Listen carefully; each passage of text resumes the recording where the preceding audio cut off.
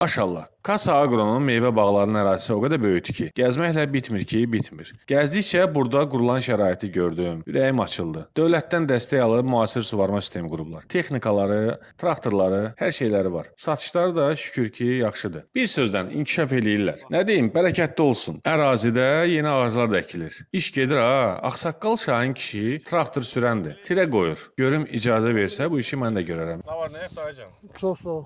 Adın nədir? Şahin. Mən də kənd adamım. Gəlmişəm şəhərdən kəndə.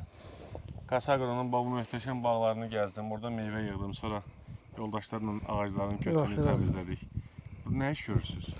Bu texnika ilə mən tirə qoyuram. Ondan ötərin ki, ağac əkirik onun üstünə, tirə üstə. Yeri gəlmişkən, tirə uzunsov, nisbətən alçaq, yüksəklik, təpə mənasında işlənir. Gördüyünüz kimi, burada meyvə ağaclarını yer səthindən bir qədər hündürlükdə, yəni tirələrdə əkirlər və yeniləri də əkiləcək. Məqsəd isə budur ki, ağaclar qurunt sularına geç çatsın və o vaxta qədər inkişaf eləsin. İndi kənd adamı da bax traktoru ilə həmin o tirələri düzəltməyə çalışacaq. Amma mən də işləmək istəyirəm. Traktorist olmasam da bir balaca istəyirəm özümü yoxlayım, sizə kömək eləyəm. Buyurun. İcazə verirsiniz? Bəli.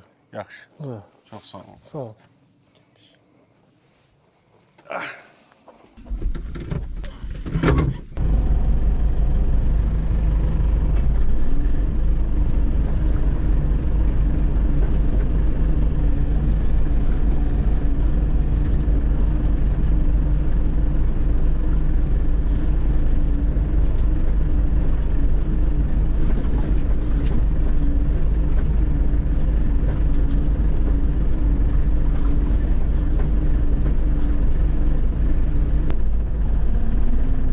Elə burada, traktorun içində kənd adamı sizinlə sağollaşır.